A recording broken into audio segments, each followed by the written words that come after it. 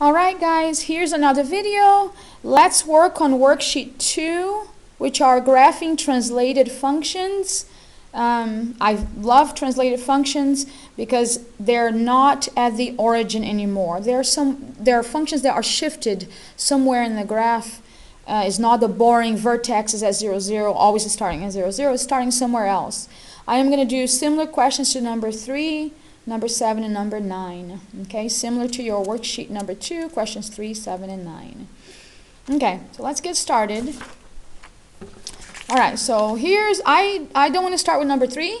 I want to save that for last. I'm going to start with number 7. So if you look at number 7 in your worksheet, it looks similar to this one right here. Let's take a look at it. First, let's identify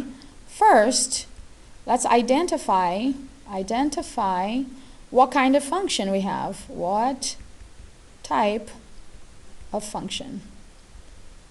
I like to do that first. First, let's identify what kind of function we have, okay? I didn't fit all the words there, but you know what I mean. So I look at it and I say, this is not a line because I have a squared, x squared. I have a number 2 exponent here. So whenever you have a x being squared, we have parabolas. You have to remember that's a special characteristic of parabolas. Parabolas either open up or they open down. And what decides that is the leading coefficient, the leading value in front of the x squared. And the value we have here is a negative 2. So immediately I know that this function is going to open down. Before I even start graphing, I like to make certain decisions so I at least know this is a parabola that's going to open down, okay, before I even start. Okay, so I know what kind of function I have. I know it's going to open down. My very next thing is, let me identify the vertex. Because I have a parabola, I need to identify the vertex. Vertex is h, k. If you look at your notes, every parabola looks in the form of f of x equals, if it is in vertex form, which it is, in graphing form here, there's an a value, and then it has x minus h squared plus k. Immediately I look at it and I say, I see my k here, it's a 3, and the h is something that we do to the x value. The h is a horizontal shift done to the x values. It either moves left or right. So if I was to rewrite my g of x function here, I will write g of x equals, the a is negative 2, x minus, there's nothing being done to the x value squared, but then I have this positive 3 hanging out in the back, okay? So now I am able to say what h is and what k is, okay? Every time we want to do something to the x values, we always put in parentheses.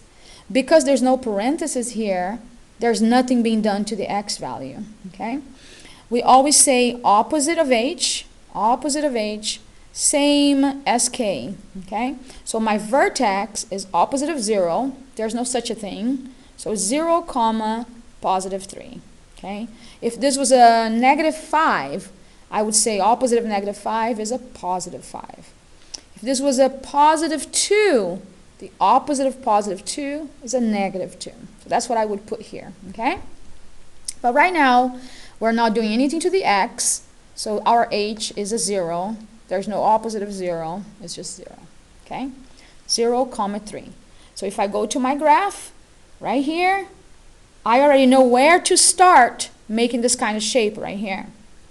We go to 0 for x, positive 3 for y. 1, 2, 3. Here is my vertex. I'm going to put a little v there to remind me that that's my vertex. Then I need to decide my stretch. Parabolas either are very wide or they are very thin. So we have to decide what makes that. If you look at my notes that I gave in class and the poster I have in class, the a value, the leading coefficient guy here, negative 2, is my stretch. So negative 2 is my stretch, and that's what I'm going to do. I'm going to drop 2, so drop 1, 2, and move 1 to the right only, just one time. I can only do that one time. So it looks like I am at 1, comma 1 here, okay? Parabolas are symmetric. The same thing you do to the left, you must do to the right. So I drop 2 and come 1 to the left here. So the same thing I do to the left, I must do to the right. And there we go. I have 3 points, is enough points to draw my graph. So here we go. I'm going to go up to my vertex, down. Let me show that this goes on forever. If I want to check exactly that I got the right points, why don't I plug in a 1 for x to see what I get for y? I should get a y equals 1. So g of positive 1, which is x, if I plug in a 1, negative 2 times a positive 1 squared plus 3. 1 squared is 1. 1 times a negative 2, that's a negative 2, plus a 3, and negative 2 plus a 3 equals a 1. So that is right. I plugged in a 1, I got a 1 out. So I am in the right spot right here and here because parabolas are symmetric. Okay? You can just check really quick. And that's how you graph it. So notice I found my vertex and I found my stretch. Okay? My stretch was a negative 2. If my stretch was a positive 3, I would have gone up 3 over 1 to the right and 1 to the left and drawn my quadratic. Okay? I hope this helps. Let's do another kind. Okay? Let's do number 9. Number 9, first thing I need to do, always, the first thing I do is, what do I have here? Identify the graph. Okay, identify the function. Let's say that. Identify the function. I look at it and I say, I have an absolute value. Of course I have an absolute value because I have the absolute value bars. Okay, it's not a parabola. So it's either going to open up as a V shape or it's going to open down as a V shape. What determines that is the leading coefficient of this function is the A value or the slope value, the M value. Because absolute values is positive 3, I'm going to open up. So forget about this one. I know that that's the kind of function I have. Okay? Now, let's go ahead and determine the vertex. I like to call the vertex for absolute values as well. So it's always h, comma, k. Okay? Opposite of h, same as k. I like to keep it that way all semester, for the whole year, every time we talk about functions. Let's rewrite g of x in the way that we can say what h and k is right away. Without changing, there's a statement right here. We cannot change what g of x is. So I'm going to rewrite g of x as g of x equals 3. Absolute value, it looks like I'm not doing anything to the x. X plus or minus a 0, I'm not doing anything. This does not change that right here, okay? And then it looks like I have a negative 4 hanging out outside. Now, let's take a look at the actual vertex value. So the vertex is opposite of the value that is in here, same as the value that is out here. There's no such a thing as opposite of 0. This happened to be a 0, comma, same as negative 4. Okay? It looks like absolute value is going to open up with our slope m of 3. I'm going to rise 3 and run 1 because the positive 3 is a rational number that can be written as 3 over 1. So we'll go to our x and y plane here. Let's go to 0, comma, negative 4. 0 for x, but negative 4 for y. So negative 1, negative 2, negative 3, negative 4. There's my starting point or my vertex for my absolute value right here. Okay? I'm going to put a little v to show that's where I'm starting from. From here, I'm going to count my slope, my rise over run. Rise 3, 1, 2, 3. Run 1 to the side right here. It looks like I am at positive 1, comma, negative 1. Absolute values are also symmetrical. So if you do it to the right, you better do it to the left. You already have an idea of what it looks like right here, okay? And now you can just connect these 3 points. There's many infinite points in between here, but we identified 3 of them. And there you go, okay? Now, if you want to double check, some people like to do that, I am one of them. If I plug in a positive 1, I better get a negative 1 out of it, okay? Out of the g of x function. So if I plug in a positive 1, what do I get? 3 times the absolute value of positive 1 minus a 4. The absolute value of positive 1 is 1, okay? So 3 times 1 minus 4. 3 times 1 is 3 minus a 4. And 3 minus a 4 is a negative 1. Check. That point is correct. It's 100% correct. Okay? And if you plug in the same thing for negative 1 here, you end up also getting a negative 1. So our function is graphed beautifully correct. Okay? A quick recap, I always first identify what kind of function I have, so I have an idea.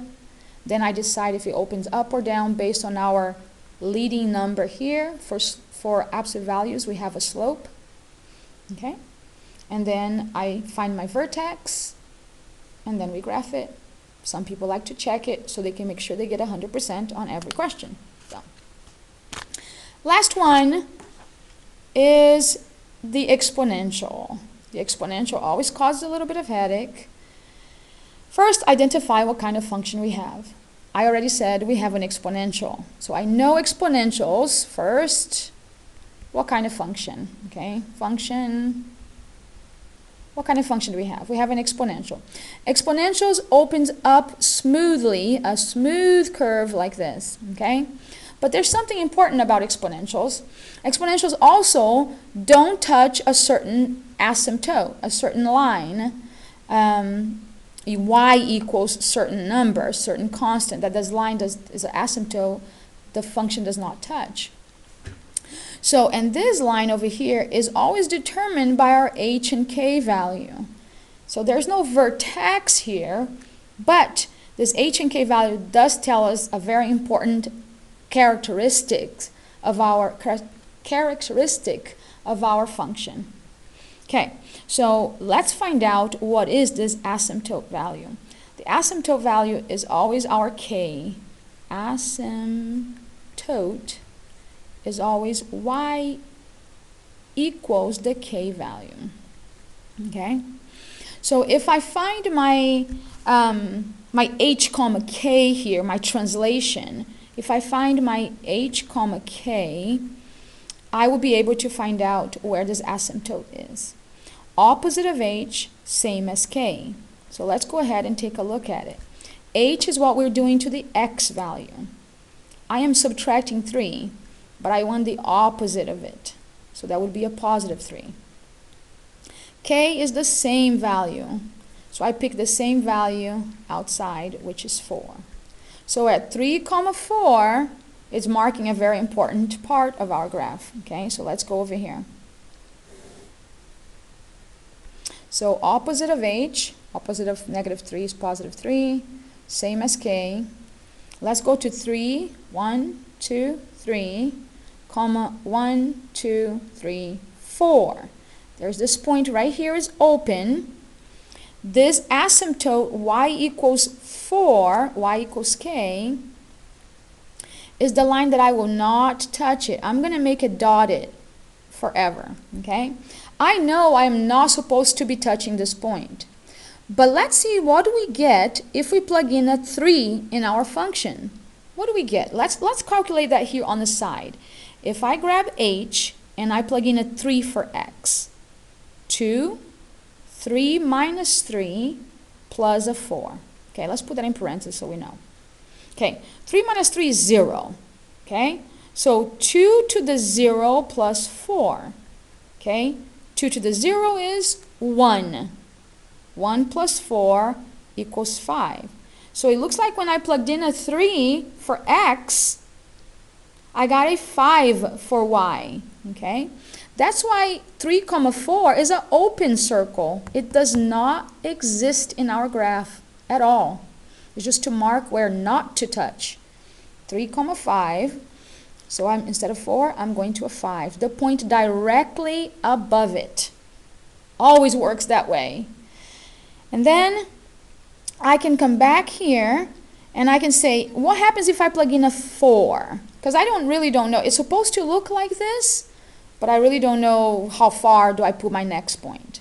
What happens if I plug in a 4 into my function right here for x? Okay, you can come back over here. Let's calculate what happens if I plug in a 4. H of 4, 4 for x, 2, 4 minus 3, plus a 4 outside. Let me put this in parentheses. Let's do parentheses first. 4 minus 3 is 1. So I'll have 2 to the 1 plus 4. What is 2 to the first power? Itself, 2. And plus a 4, we get a 6. So it looks like our graph is 4, 6. 4, 5, 6. Right there. I have enough points. I have a beautiful asymptote. I have my first point, my second point. I know what it's supposed to look like. I'm going to come lower but never touch the asymptote and go higher and higher. That's roughly. We are not graphing precisely. We would need a little bit more information. If you want more points, you can keep on plugging it in and seeing what other points you get out. But that is how you would graph this function. Pretty soon, after doing these exponential functions a few times, you will get the hang of it. You'll get that this h and k marks the asymptote. The point right above it always is the very first point of the graph.